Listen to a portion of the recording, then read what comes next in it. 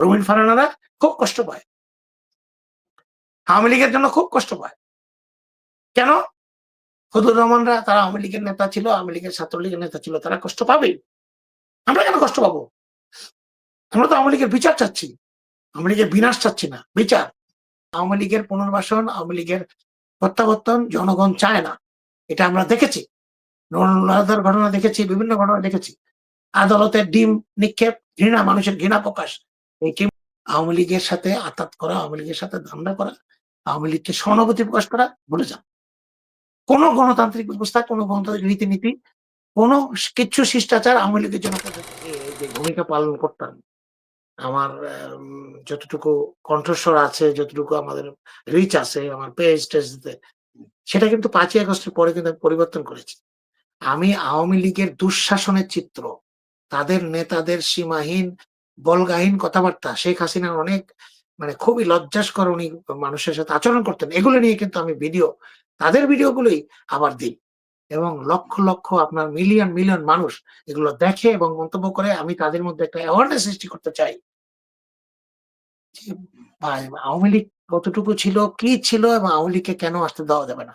আজকে দুঃখের সাথে লক্ষ্য করি আমাদের বিএনপির যে মিডিয়া সেল সহ পেজ গুলো আছে, তারা কিন্তু এটা করে না।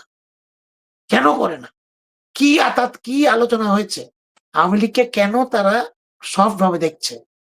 যদি আবার আওয়ামী লীগ আসে, একজন বলল জামাতের নিশানা থাকবে না।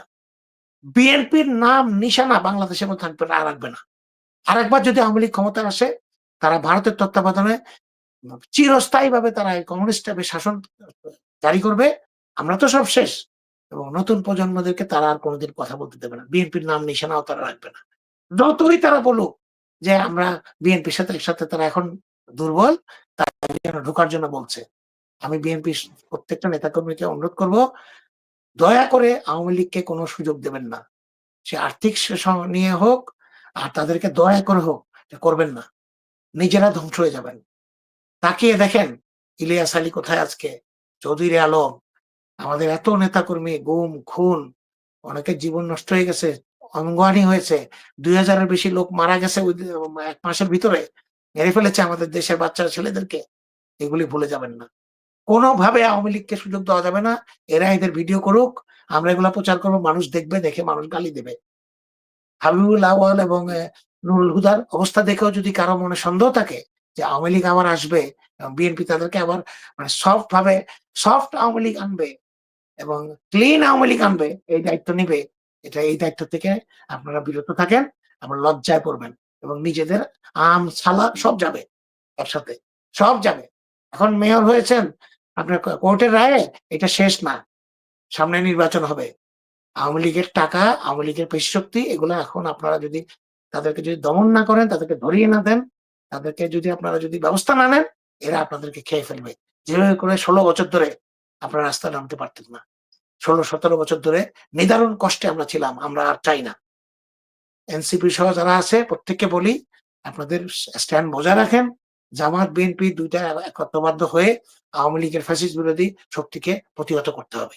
কোন আঁতাত, কোন নির্বাচনী আঁতাত, কোন আন্ডার দ্য টেবল আঁতাত এখানে জাতির জন্য, দলের জন্য চরম অবমাননাকর, দুঃখজনক হবে। এটা যেন তারা না করেন এবং আওয়ামী লীগের এই যে হুমকি-ধামকি, ওসি-টসি যাদেরকে হুমকি দিচ্ছে, সবাই যেন এটাতে সোচ্চার হয়ে প্রতিবাদ করে। আমি এটা সবার কাছে অনুরোধ করব। আওয়ামী লীগকে কোন ফ্লোর প্লেস দেওয়া যাবে না। সাথে জাতীয় পার্টি। এই দুটোকে বাংলাদেশের নির্বাচন থেকে, বাংলাদেশের রাজনীতি থেকে বাইরে রাখতে হবে, দৌড়ের উপর রাখতে হবে। তাহলে বাংলাদেশের রাজনীতি, নির্বাচন, গণতন্ত্র ঠিক থাকবে। ওরা দেশে বিদেশে দৌড়ের উপর থাকবে সবসময়। জুতার মালা আর জুতা স্যান্ডেলে বাড়ির উপর রাখতে হবে। এটাই আমার একমাত্র অভিলাষ এবং ইচ্ছা। আমি আশা করব দর্শকরা এটা উপলব্ধি করে, চিন্তা করে এভাবে কাজ করবেন। চরমোনাই পীর সাহেব শ্রদ্ধেয় ব্যক্তিত্ব, কিন্তু উনি রাজনৈতিক নেতা না।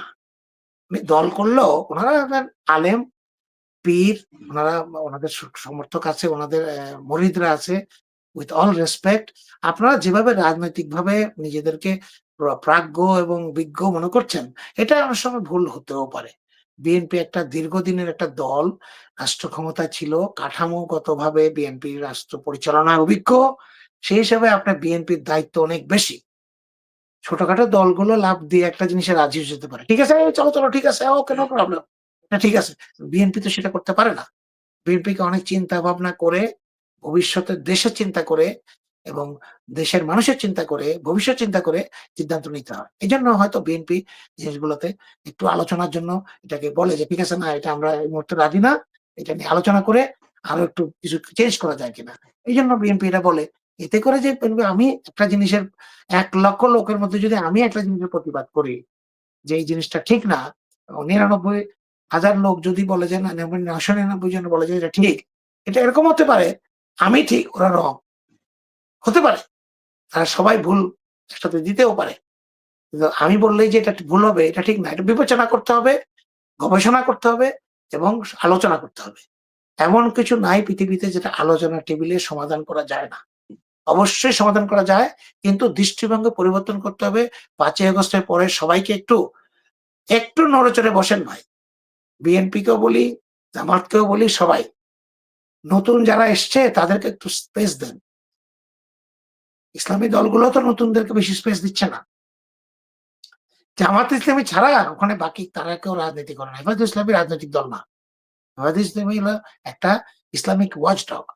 তারা হলো দেশের ইসলামের কোনো ব্যত্যয় হয় কিনা, ইসলামিক আইন, ইসলামের ব্যাপারে কোনো অবমাননা হয় কিনা এটা দেখার দায়িত্ব। এখন সবাই রাজনৈতিক দল হয়ে গেছে, ঠিক আছে, গুড। কিন্তু আপনার পুরানো রাজনৈতিক দল যারা আছে, যারা সংবিধানে বিসমিল্লাহির রহমানির রহিম সংশোধন করেছে, ইসলামী মূল্যবোধ সংশোধন করেছে, দেশকে ইসলামী ভাবধারার এগেইনস্ট এ যেতে চায় না, আলেমদেরকে সম্মান করে, তাদেরকে ভাই একটু সম্মান দেন, একটু স্পেস দেন, একটু তাদেরকে সুযোগ দেন। এত সবাই মিলে যদি আপনারা করেন, তাহলে তো বড়, বড় দলগুলোর পক্ষে ফ্যাসিস্ট বিরোধী শক্তিকে ঐক্যবদ্ধ রাখা কঠিন হবে, কঠিন হবে। একটাই কথা, সবাইকে এক জায়গায় থাকতে হবে হাসিনা বিরোধী যারা। আর যারা হাসিনাকে ভালোবাসেন, হাসিনার ব্যাপারে কষ্ট লাগে, হাসিনা সে আওয়ামী লীগের এত লোক, ভোটার, ৩ কোটি ভোটার, তারা কোথায় ভোট দেবে খুব চিন্তিত ভাই। কেন চিন্তিত আপনারা এখন? আওয়ামী লীগ কি চিন্তা করেছে আপনারা কোথায় ভোট দেবেন? ডামি নির্বাচনের সময়, বিনা ভোটে নির্বাচনের সময়, মিডনাইট নির্বাচনের সময় চিন্তা করেছে একবারও? বিএনপির ৫ কোটি ভোটার বা ৪ কোটি ভোটার কোথায় ভোট দেবে? কত কষ্ট! আওয়ামী লীগের লোকগুলো কোথায় যাবে? You don't have to worry about that. আপনাদেরকে এ ব্যাপারে চিন্তা করতে হবে না। তারা কোথায় যাবে, তারা ভোট দেবে কিনা, এটা তাদের ডিসিশন। আপনাদের এত মায়া কান্না কেন? আওয়ামী লীগ নিষিদ্ধ করলে এই ভোটার গুলা কোথায় যাবে? এরা কোথাও যাবে না, এখানেই থাকবে। দৌড়ের উপর থাকবে।